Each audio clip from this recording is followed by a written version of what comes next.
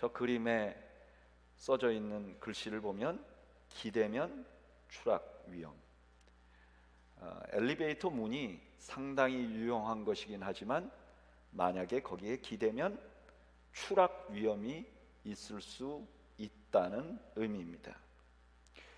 오늘 우리가 함께 살펴볼 전도서 말씀이 우리에게 그와 비슷한 말씀을 하고 있습니다.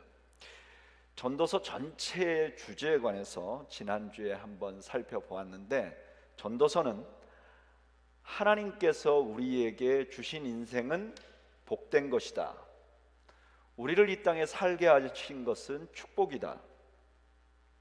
그런데 우리가 살아보면 문제가 많이 있다는 걸 알게 된다. 인생이 고달프다는 것을 알게 된다. 그것은 하나님의 문제가 아니라 우리에게 주신 인생을 우리가 잘못 다루고 있기 때문이다.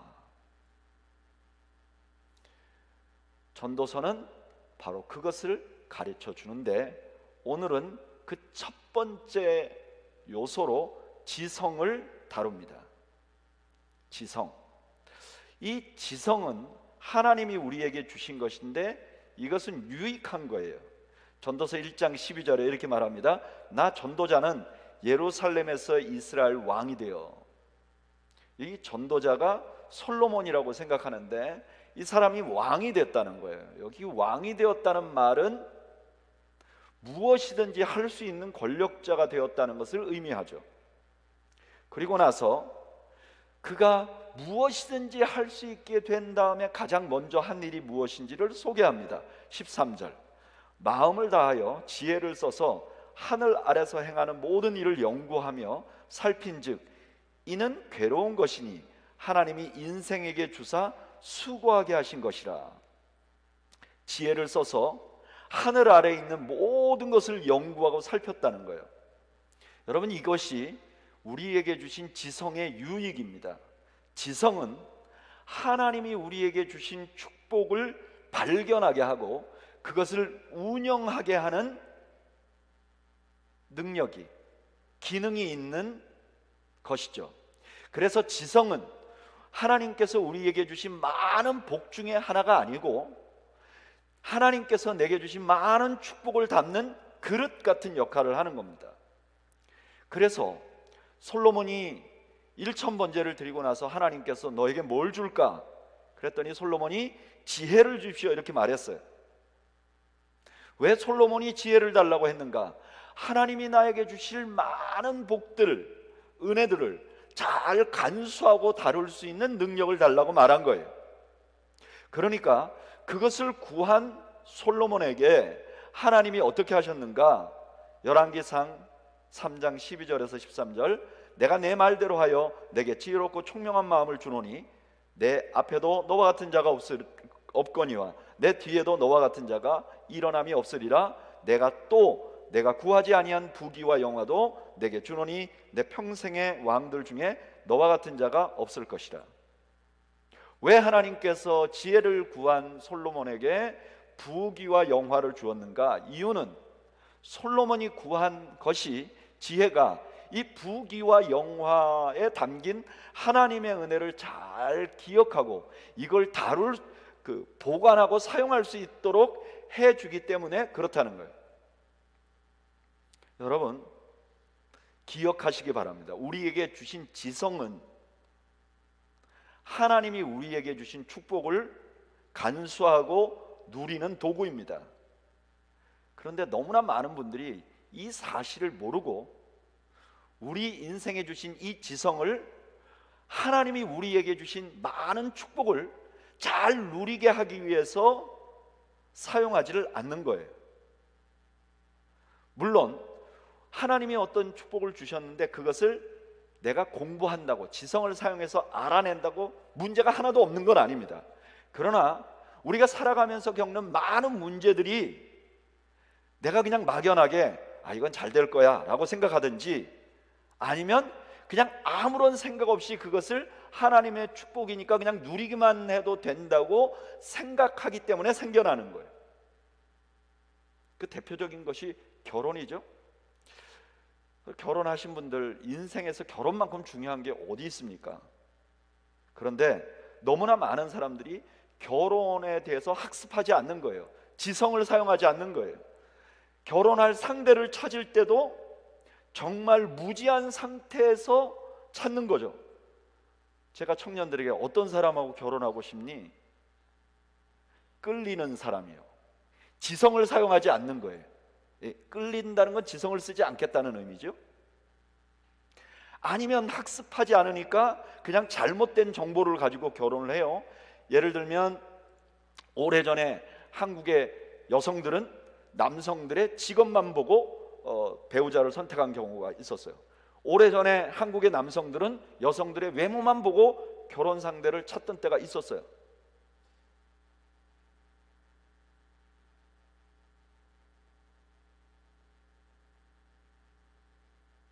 뿐만 아니라 결혼 생활을 해나가면서도 어떻게 하면 행복한 결혼을 할 수 있는지 기본적인 지식이 없어요.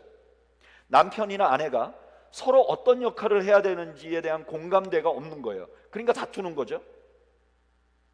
아니면 아주 잘못된 정보를 가지고 결혼 생활을 시작하는 거예요. 그 대표적인 것이 초장에 못 잡으면 평생 잡혀 산다.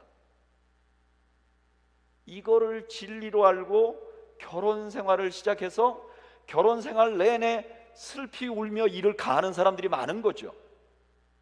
잘못된 정보.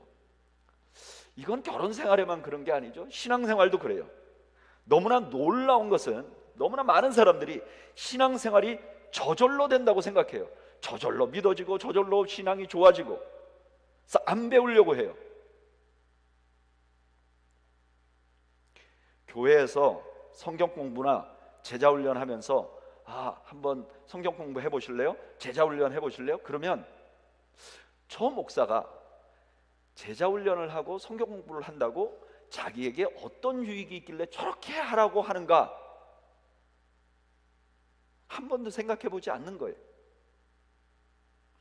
신앙생활은 그냥 느낌이 와야 된다고 생각해요. 신앙생활 중에 가장 지성이 필요한 설교 시간에 조는 거예요. 느끼고 싶은 거지. 눈을 감고.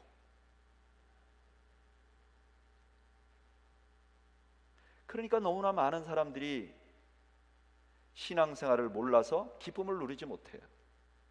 주변에 아주 미숙한 사람인데 아주 신앙이 좋아 보이는 사람에게 조언을 받고 잘못된 영향을 받고 신앙생활이 오히려 짐같이 느끼면서 주일날은 왜 이렇게 빨리 돌아오니? 이렇게 생각하면서 신앙생활 하는 분들도 있다는 거예요. 배우지 않으니까. 이건 일터에서도 마찬가지입니다. 제가 잠깐 직장 생활을 해봤잖아요. 아주 잠깐. 그리고 아주 잠깐 경영진에 들어가 봤잖아요. 근데 경영진은요, 항상 직원에게 뭘 기대하냐면 이 직원이 성장하기를 기대해요. 그래서 자기가 현재 맡은 일보다 더 나은 일을 해내고 조직에 도움이 되기를 기대를 해요. 그런데 많은 사람들이 직장 생활은 돈만 받으면 끝이라고 생각해요. 시간이 지나면 효용 가치가 떨어지고 그런 분들이 그 조직 안에 불만 불평을 많이 하더라고요.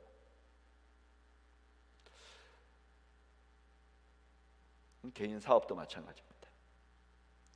내가 하는 사업은 머리를 쓰는 일이 아니라고 확신을 하고 자기가 하는 사업에 대해서 관심을 갖거나 연구하지 않으면서 계속 일을 하고 그것 때문에 답답해하는 경우가 얼마나 많은지 몰라요. 그런데 그 중에서도 지성을 사용하는 사람들은 자기의 일터에서 다른 성과를 냅니다. 제가 이미 한번 여러분들에게 말씀드린 바 있어요. 제가 산호세에서 목회할 때 제가 목회하는 그 교회에 세탁소를 운영하는 분들이 상당히 많았습니다. 세탁소를 경영하는 분 중에는 과거에 굉장히 큰 회사의 CEO를 했던 분도 있고 이민 와서 오랫동안 세탁소를 하셨던 분들도 있어요. 그런데 세탁소를 신방해 보면 한 번도 목사님 우리 세탁소는 너무 잘 돼가지고 요즘에 너무 기뻐요. 그러면 한 번도 못 만나봤어요. 신방 가면 매일 힘들대. 매번 힘들대. 문을 닫아야 될지 계속 해야 될지 모르겠대. 그런데 그 많은 분들 중에 단 한 분 집에 가면 한 번도 어렵다고 한 적이 없어요. 실제로 이분은 비즈니스가 잘 돼요. 다른 세탁소가 어려울 때도 이분은 잘 돼요. 이분은 영어를 잘 하시는 분도 아니에요. 기도를 많이 하신 분도 아니에요. 저는 항상 그분에게 신방을 갈 때 저분은 어떻게 저렇게 세탁소를 잘 하시지? 아직도 답은 모릅니다. 근데 제가 어렴풋이 상상하는 게 있어요. 그 집사님 세탁소에 가면 항상 카운터 위에 세탁업소에서 내는 잡지가 있더라고요. 새로운 기계가 나오면 보여주고, 새로운 정보가 나오면 보여주고, 새로운 그 세제가 나오면 보여주고 하는 그런 잡지. 그것이 이만큼 쌓여있고 매일 그걸 보고 있어요. 성경은 안 보는데.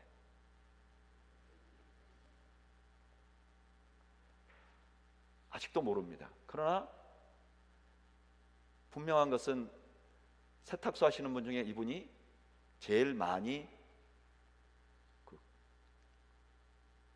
업앤다운이 없고, 그분이 유일하게 세탁업에 대해서 계속 공부하는 분이래요. 여러분 기억하십시오. 지성은 하나님께서 우리에게 주신 축복을 누리기 위해서 주신 축복입니다. 그래서 하나님이 내게 주신 가정, 내게 주신 직장, 내게 주신 교회를 복되게 하기 위해서는 지성을 사용해야 합니다. 좋은 남편, 좋은 아내, 좋은 자녀가 되기 위해서는 공부해야 합니다. 문제가 생기면 전문가에게 조언을 구해야 합니다. 무당이나 안 좋은 친구에게 찾아가서 조언을 구하는 게 아니라 정평이 나 있는 전문가의 도움이 필요합니다. 신앙생활을 잘 하기 위해서 배우셔야 합니다. 훈련 프로그램에 참여하셔야 됩니다. 교회에서 여는 훈련 프로그램은 거의가 다 공짜입니다. 큐티를 하셔야 됩니다. 직장에 다니시는 분들은 연구하셔야 됩니다. 내가 맡고 있는 부분에 더 전문가가 되어야 됩니다. 그러면 가정이 왜 축복인지, 신앙이 왜 축복인지, 직장생활이 왜 축복인지 알게 된다는 거예요. 여러분들의 표정이 좋지 않지만 이것은 사실입니다. 그런데 지성이라는 게 이렇게 장점이 있음에도 불구하고 솔로몬은 지성에 의지하면 안 된다고 말합니다. 지성에 나를 완전히 맡겨버리면 안 된다고 말합니다. 왜냐하면 지성은 한계가 있는 것이기 때문에 그래요. 여러분, 원래부터 우리에게 준 지성은 인간의 한계를 알게 하기 위한 것이 목적입니다. 전도서 1장 13절에서 14절 읽어볼게요. 마음을 다하여 지혜를 써서 하늘 아래서 행하는 모든 일을 궁구하며 살핀즉 이는 괴로운 것이니 하나님이 인생들에게 주사 수고하게 하신 것이라. 내가 해 아래서 행하는 모든 일을 본즉 다 헛되어 바람을 잡는 것이로다. 전도자가요 지혜로운 사람이에요. 세상에서 제일 지혜로운 사람 그러면 솔로몬인데, 솔로몬이 열심히 연구를 해봤다는 거예요. 그 결론이 뭐냐? 헛되다는 거예요. 그리고 나서 자기가 자기 자신에 대해서 안 것을 15절에 이렇게 설명합니다. 구부러진 것을 곧게 할 수 없고 이지러진 것을 셀 수 없도다. 무능력하다는 거예요. 솔로몬이 그렇게 세상을 연구하고 알아낸 일이 우리가 한계가 있다는 거예요. 여러분, 이것이 바로 우리 지성의 아주 중요한 효용입니다. 우리가 뭔가를 학습해가지고 아는 가장 중요한 꼭 알아야 될 게 뭐냐면 자기의 한계를 아는 거예요. 시편 90편 12절에 이렇게 말합니다. 우리에게 우리날 계수함을 가르치사 지혜의 마음을 얻게 하소서. 진정한 지성은 내가 무엇을 모르는지 아는 것이죠. 그래서 지성이 쌓이면요 사람이 자기를 절제하게 됩니다. 여러분, 하룻강아지 범 무서운 줄 모른다 이런 말이 있어요. 왜 하룻강아지는 범을 무서워하지 않죠? 범에 대해서 지식이 없기 때문입니다. 이 강아지가 범에 대한 지식을 쌓으면 어떻게 되죠? 범의 눈빛만 봐도 오줌을 싸요. 지성이 쌓이면 무슨 일을 해야 될지 안 해야 될지 압니다. 지성이 쌓이면 무슨 말을 해야 될지 아닐지를 아는 거예요. 그리고 또 하나, 지성이 쌓이면 겸손해집니다. 여러분, 저는 신학만을 전공해서 다른 학문은 모르는데요, 신학교에서 제일 똑똑한 사람이 누군지 아세요? 신학교에 딱 들어가면 제일 똑똑한 사람, 신학교 1학년 신입생입니다. 이 사람들은요, 누구의 말도 안 들어요. 결단을 하고 왔기 때문에 세상에서 제일 똑똑하다고 자기가 생각을 해요. 총장님도 못 가르쳐요, 신학교 1학년. 지성이 쌓이면 겸손해지죠. 진정으로 지성이 있는 사람들은 겸손하게 돼요. 얼마 전에 세상을 떠나신 이어령 씨가 이런 말을 했어요. 나는 60년 이상 문학을 한 사람입니다. 또 문학에 대해서 지금 가르치고 있는 사람입니다. 그런데 사람들이 나보고 문학이 무엇이냐고 물으면 난 도망가 버리고 맙니다. 지성이 쌓인다는 건 뿐만 아니라 자체가 한계가 있다는 것을 알게 되는 거예요. 전도서 1장 16절에 솔로몬은 처음에 자기의 지성에 한계가 있다고 생각 안 했던 것 같아요. 16절에 이렇게 말합니다. 내가 마음 가운데 말하여 이르기를 내가 큰 지혜를 많이 얻었으므로 나보다 먼저 예루살렘에 있던 자보다 낫다 하였나니 곧 내 마음이 지혜와 지식을 많이 만나보았습니다. 솔로몬이 자기는 지혜가 무궁하니까 더 많이 알려고 사람들의 지혜로운 사람을 많이 만나봤다는 거예요. 그리고 17절에 이렇게 말합니다. 내가 다시 지혜를 알고자 하여 미친 것과 미련한 것을 알고자 하여 마음을 썼으나, 처음에는 진짜 똑똑한 사람들을 많이 만나보고 이번에는 미친 사람들까지도 다 만나봤다는 거예요. 그러니까 지혜는 좋은 지혜고 나쁜 지혜고 다 알아봤다는 거예요. 그리고 나서 깨달은 게 뭐냐? 이것도 바람을 잡는 것인 줄을 깨달았도다. 이 바람을 잡는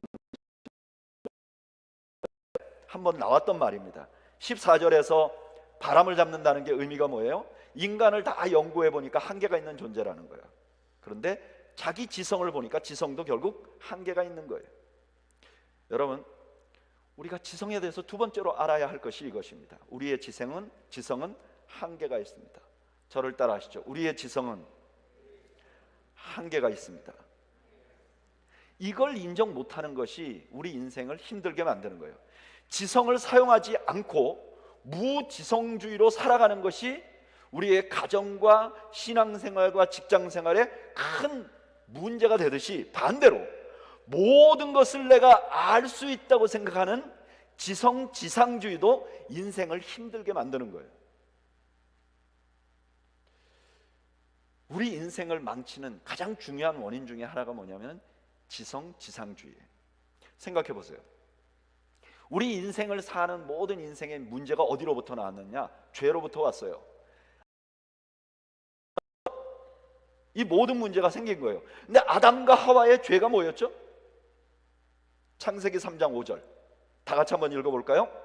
시작. 너희가 그것을 먹는 날에는 너희 눈이 밝아 하나님과 같이 되어 선악을 알 줄을 하나님이 아십니다.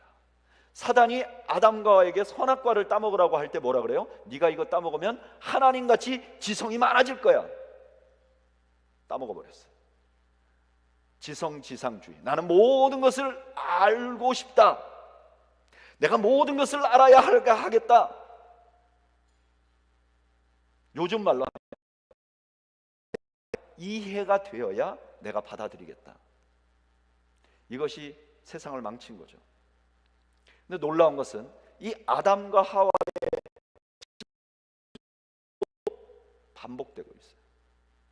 제가 목회를 해보면 이런 분들 많이 만납니다. 목사님, 나는 내 인생에 왜 이런 일이 생겼는지 이해가 안 돼요. 저도 그런 말 많이 했습니다.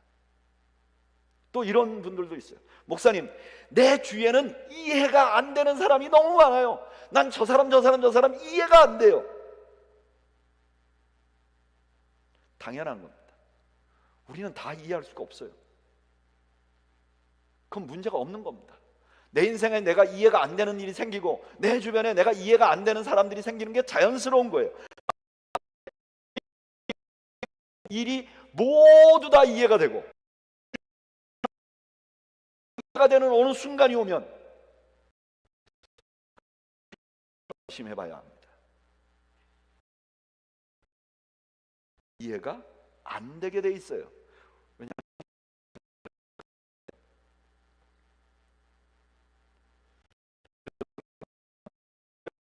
많이 일어납니다. 어떤 분들이 이렇게 말해요. 말합니다. 이해가 안 되는, 만약에 여러분들이 하나님이 100%다 이해가 돼, 그러면 그분은 하나님이 아닙니다. 왜냐하면 하나님이 여러분들에게 100% 이해가 될 수가 없어요.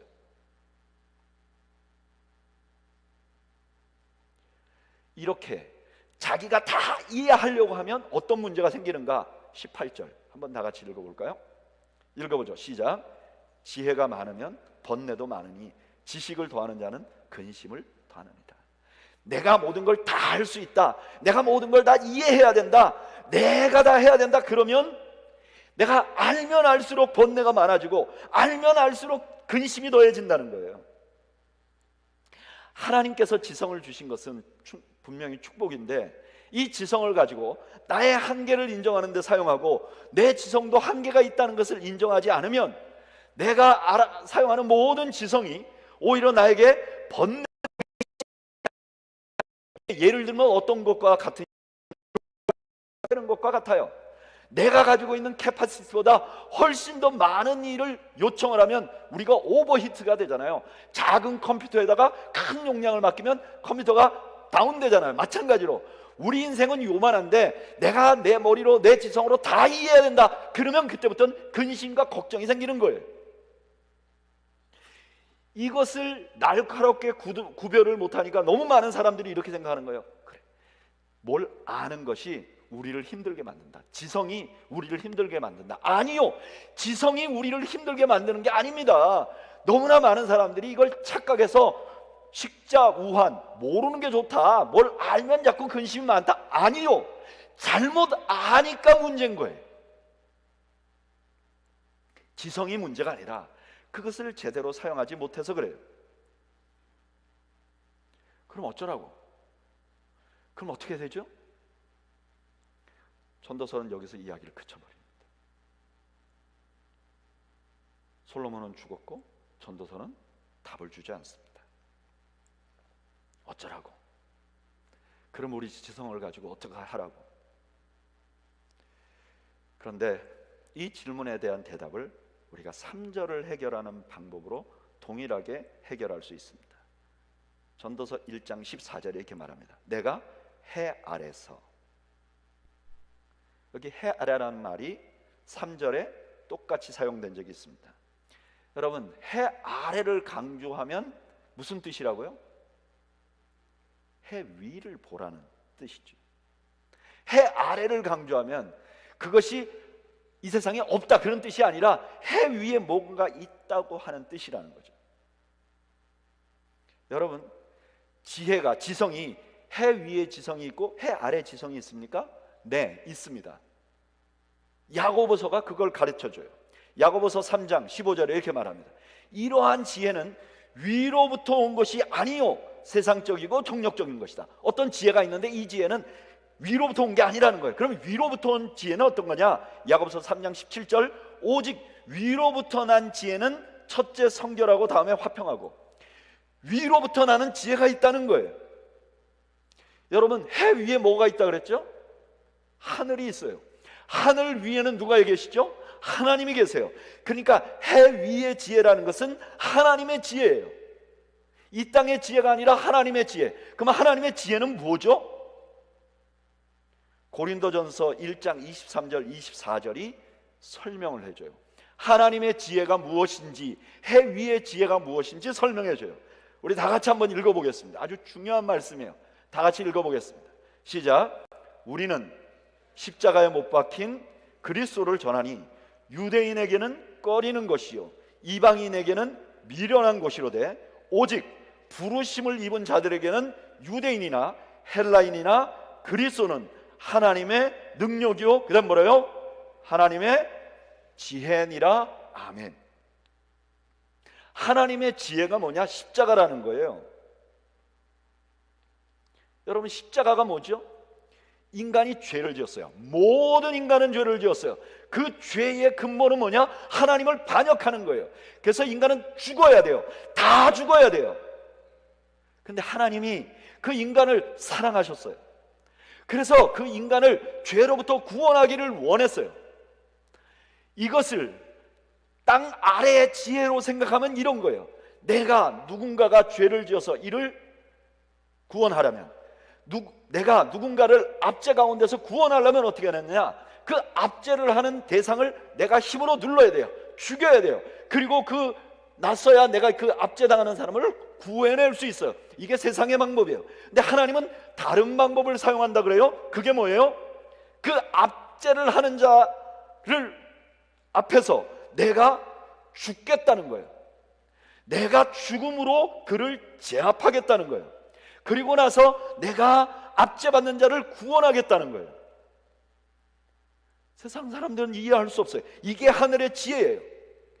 이 지혜가 유대인들에게는 어떻게 들리느냐? 말도 안 돼. 하나님이 어떻게 죄인을 위해서 죽냔 말이야. 이건 말도 안 돼. 그래서 유대인들에게는 꺼리는 거예요. 헬라인들, 로마 사람들에게는 어떻게 들리느냐? 이건 말이 안 돼요. 바보 같은 일 같아요. 어떻게 내가 죽는데 상대를 이기는 거예요? 말도 안 되지. 만약에 내가 그를 죽였는데 그가 이긴 거라면 로마는 전쟁에서 맨날 패했다는 뜻이잖아요. 헬라인들은 이해할 수 없는 거예요. 그래서 예수님께서 십자가에 죽으셨을 때 그 주변에 아무도 안 남았던 거예요. 유대인도 안 남았어요. 헬라인도 안 남았어요. 모두가 믿을 수 없기 때문이었어요. 그런데 그 그리스도가 죽고 부활하셨어요. 부활은 그가 하신 말씀이 사실이라는 것을 증명하는 결정적인 증거였어요. 이가 하나님의 아들이 아니고서 어떻게 살아날 수 있는가? 그렇다면 그가 한 말이 다 사실이다. 그가 왜 죽었느냐? 그의 백성을 구원하기 위해서 죽었다. 이게 하나님의 지혜라고 부르는 것이. 이 하나님의 지혜 앞에 서면 어떻게 되는가? 십자가 앞에 서면 제일 먼저 나타나는 것이 내가 얼마나 죄인인가를 알게 돼요. 이걸 단적으로 보여주는 사람이 사도 바울이에요. 사도 바울은 십자가를 알기 전에 성경을 많이 알았는데, 이 사람은 성경을 많이 알았지만 늘 자기가 잘난 사람으로 생각했어요. 빌립보서 3장 5절, 나는 8일 만에 할례를 받고 이스라엘 족속이요 베냐민 지파요 히브리인 중에 히브리인이요 율법으로는 바리새인이요. 사도 바울은 십자가를 알기 전에 자기 주변에 대해서 아주 잘 알았어요. 그런데 다메섹 독상에서 부활하신 예수님을 만나요. 그리고 나서 완전히 바뀌어버려요. 그 주님께서 부활하기 직전에 십자가에서 죽으신 죽음이 자기 같은 죄인을 위하여 죽은 것이라는 것을 알게 돼요. 그리고 이분이 이렇게 말해요. 디모데전서 1장 15절, 미쁘다 모든 사람이 받을 만한 이 말이요 그리스도 예수께서 죄인을 구원하시려고 세상에 임하셨다 하였도다. 죄인 중에 내가 괴수니라. 예수님을 만나기 전에 바울이 주목했던 것, 예수님을 만난 후에 바울이 보고 있는 것이 다릅니다. 바울은 지금 내면을 보고 있어요. 십자가를 알게 되면 내면이 보이는 거예요. 저는 오늘날 우리 기독교에서 가장 잃어버린 영성 중에 하나가 바로 이것이라고 생각합니다. 내면을 보는 거예요. 요즘에 기독교 서점에 가면 기독교에서 나온 책들이 어마어마하게 많아요. 그런데 나 자신을 깊이 들여다보는 책들이 굉장히 귀해졌습니다. 설교 중에도 자신을 들여다보는 설교가 굉장히 귀해졌습니다. 교회에서도 자신의 내면을 보고 고백하는 것이 참 없어졌습니다. 여러분, 교회에서 누가 신앙이 좋은 사람입니까? 열심히 나오는 사람입니까? 봉사 열심히 하는 사람입니까? 성경을 많이 아는 사람입니까? 오래 신앙생활 하는 사람입니까? 아니요. 입을 열면 자기의 내면을 바라보고 그것을 성찰하고 나누는 사람입니다. 그냥 내면만 보는 게 아니라 밑에가 보이도록 십자가는 도와줍니다. 우리 죄의 뿌리를 보도록 도와줍니다. 우리의 지성은 십자가의 도움을 받아서 내 죄가 얼마나 절망적인지를 철저하게 알 수 있도록 도와줍니다. 십자가는 지성의 원래 목적, 나의 한계를 알게 하는, 내가 얼마나 부족함을 알게 하는 그 목적으로 우리를 돌려놓습니다. 그래서 십자가를 알면 나는 이해가 되지 않는다고 말하지 않습니다. 저는 이번에 설교 준비를 하면서 저에 대해서 깜짝 놀랐던 게 하나 있었습니다. 제가 가끔 쓰는 말 중에 이런 말이 있어요. 내가 이거는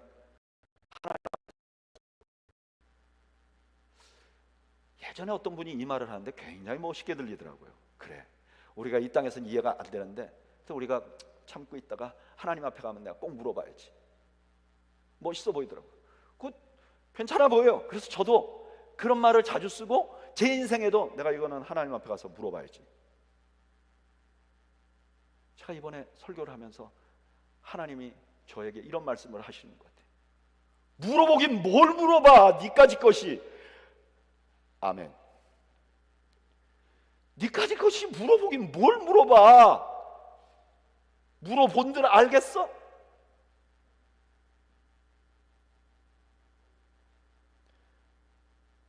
아니, 물어볼 수도 없습니까? 물어보지 마.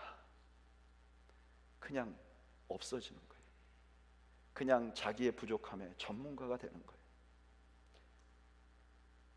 십자가는 우리의 지성을 원래의 목적으로 돌립니다. 뿐만 아니라 십자가는 그냥 원래 목적으로 돌리는 데 끝나는 게 아니라 하늘의 원리대로 살게 해줍니다. 십자가는 너가 죄인이야 이걸로 끝나지 않아요. 하나님이 우리를 구원하신 그 방법이 실제로는 세상이 돌아가는 방법이야. 세상 사람들은 죄와 사탄에 속아서 그 반대로 살아. 그런데 하나님이 원하는 인생, 그리고 세상은 어떻게 돌아가는가? 십자가의 방법대로 돌아가. 그러니까 십자가로 구원을 얻고 십자가로 지성이 거듭난 사람들은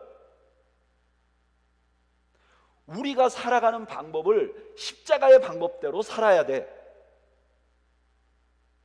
이게 바로 마가복음 10장 42절에서 45절까지 예수님이 가르치신 말씀이에요. 마가복음 10장 42절, 예수께서 불러다가 이르시되 이방인의 집권자들이 그들을 임의로 주관하고 그 고관들이 그들에게 권세를 부리는 줄을 너희가 알거니와 너희 중에는 그렇지 않을지니 너희 중에 누구든지 크고자 하는 자는 너희를 섬기는 자가 되고 너희 중에 누구든지 으뜸이 되고자 하는 자는 모든 사람의 종이 되어야 하리라. 지금 예수님이 세상 사람들이 사는 방법과 하나님이 제시하신 올바른 삶의 방법을 알려줘요. 하나님이 세상이 주는 지혜는 뭐냐? 세상이 주는 삶의 방법은 밑에 사람 눌러 밟아, 그리고 권세를 부려. 그런데 주님이 주시는 방법은 뭐냐? 너희는 그렇게 살면 안 돼. 섬기는 자로 살아야 돼. 그리고 나서 예수님이 이렇게 말해요. 인자에 온 것은 섬김을 받으려 함이 아니라 도리어 섬기려 하고 자기 목숨을 많은 사람의 대속물로 주려 함이라. 내가 그렇게 했잖아. 십자가가 그거잖아. 그래서 너희가 구원을 받았잖아. 그러니까 너희가 십자가로 구원을 받은 것으로 끝나지 않고 십자가의 방법으로 살아야 해. 너의 지성을 십자가의 방법으로 리컨스트럭션 해야 돼.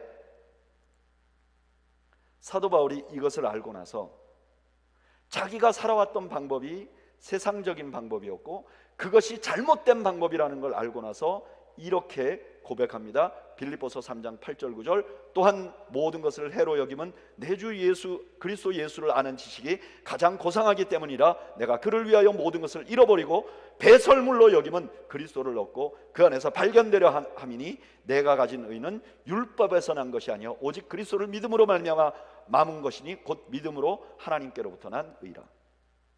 과거에 알던 의에 대한 지식을 다 배설물로 여기겠다는 거예요. 우리의 지성이 거듭나야 한다는 거예요. 여러분, 이 거듭난 지성은 하나님이 우리에게 주신 선물인 인생을 진정으로 행복하게 만들어줍니다. 남편은 내가 그리스도께서 교회를 사랑하는 것 같이 아내를 사랑하는가 고민을 하게 됩니다.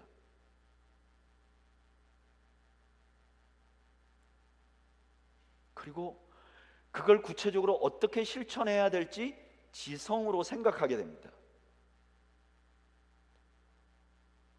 여자분들 중에 내 남편이 이렇게 됐으면 좋겠다고 생각하는 분들 마음으로 손을 들어보세요. 손들면 부부싸움 날까 봐. 아내는 내가 남편에게 그리스도께 복종하듯 하는지 돌아보게 됩니다. 이렇게 그리스도께 복종하려고 하면 어떻게 해야 될까? 지성으로 공부합니다. 그러면 가정이 어떻게 되느냐? 행복하게 되는 거예요. 가정이 행복해지지 않는 이유는 뭐죠? 남편은 내 남편에게 복종하라는 말씀에 은혜를 받고, 아내는 그리스도를 사랑한 것 같이 목숨을 바쳐 남편이 아내를 사랑하라는 말에 은혜를 받으니까 하나님의 말씀을 거꾸로 아는 거죠.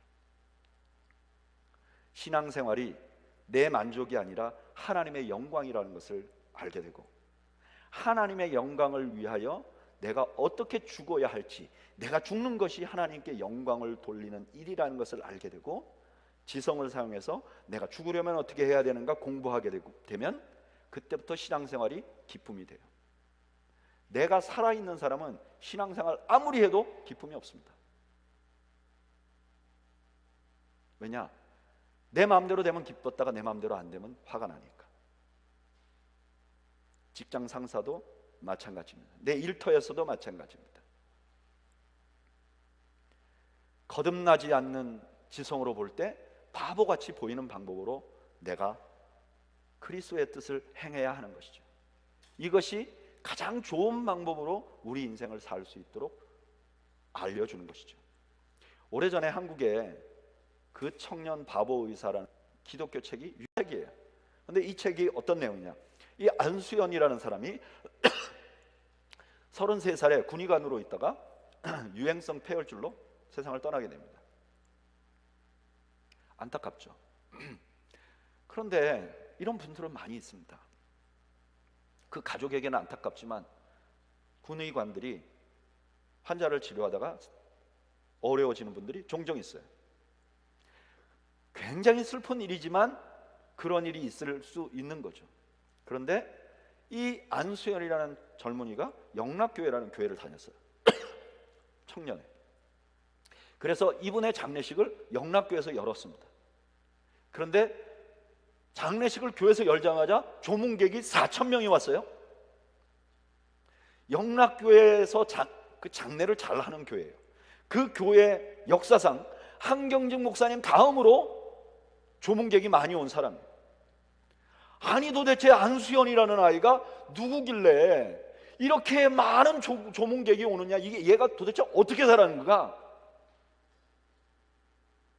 그때부터 얘기가 되기 시작하는데 들어보니까 이분은 환자를 돌볼 때 그 질병보다는 환자 자신을 더 소중하게 생각하면서 진료를 했다는 거예요. 그래서 한국에는 30분, 10분 단위로 환자를 봐야 되는데 이 안수연 의사는 환자를 대하면 그 환자가 만족할 때까지 대화를 했다는 거예요. 그래서 어떤 때는 밤을 새우는 일이 너무 많았다는 거예요. 환자 아이와 약속을 지키기 위해서 인턴 때 너무 바쁜데 그 아이와의 약속을 지키기 위해서 서울에서 부산까지 가서 선물을 주고 왔다는 거예요. 자기하고 함께 일하는 간호사가 약병을 깨트렸는데 이게 고가 약병이었어요. 이거를 깼다는 걸 알면 상당한 페널티를 받으니까 이분이 그 값을 대신 치르려고 자기가 여러 배 일을 하고 그것을 결국은 잘 덮어주고, 병원이 파업할 때 모든 사람이 정의를 외칠 때 이분은 파업하는 것이 옳고 그른 걸 떠나서 환자 곁을 떠날 수 없어 혼자 왕따 당하면서 병원에 있어요. 장례식 때 어떤 할아버지 한 분이 이 젊은 의사의 영정을 앞에서 대성통곡을 하는 거예요. 사람들이 할아버지 이분을 어떻게 아세요? 저는 이 병원 앞에서 구두를 닦는 사람이에요. 평생 구두를 닦았어요. 근데 이 안수현 의사는 처음으로 항상 자기에게 와서 할아버지 춥지 않으세요? 물어봐 줬던 분이다. 어떤 아주머니가 와서 대성통곡을 해요. 세탁하시는 분인데 항상 자기에게 관심을 가지고 따뜻하게 해줬다.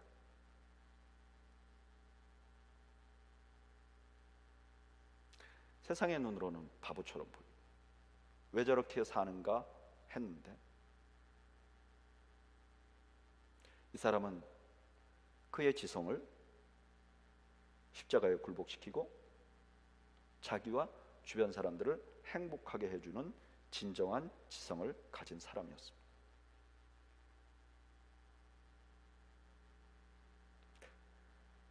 여러분, 하나님은 우리에게 지성을 축복으로 주었습니다. 하나님이 주신 선물로 주신 우리의 인생, 우리가 지성을 사용하면서 개발하고 더 기쁘게 살아야 합니다. 그런데 기억하시기 바랍니다. 우리의 지성이 십자가를 만나지 못하면 이 지성으로 다른 사람을 망가뜨리게 하고 내 자신에게 하나님이 주신 축복을 원망과 불평, 오버히트되는 근심과 걱정으로 점철되게 만드는 경우가 있는 것입니다. 그리스도를 만나지 못한 분들은 이 십자가의 원리를 알 수 없습니다.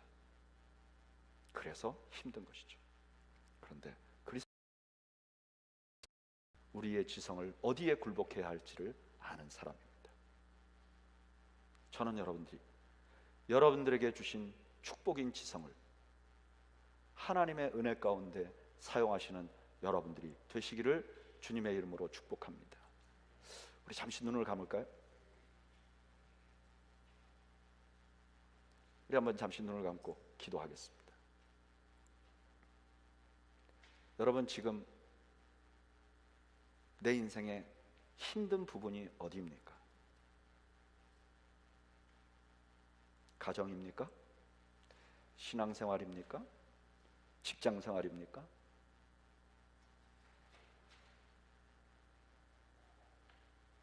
이 시간 두 가지를 생각해 보죠. 나는 혹시 내가 힘든 이 상황이 내가 지성을 무시해서 내가 경험하고 있는 것은 아닌지, 혹은 반대로 나는 지성을 사용하지만 세속적인 지성의 방법으로 여기에 접근을 해서 나를 괴롭게 하고 있지는 않는지, 나는 내 사고방식과 내 세계관은 십자가에 굴복한 세계관인지, 나는 내 아내와 내 남편을 대할 때 십자가의 방법으로 대하고 있는지, 나는 내 교회를 대할 때 십자가의 방법으로 대하고 있는지,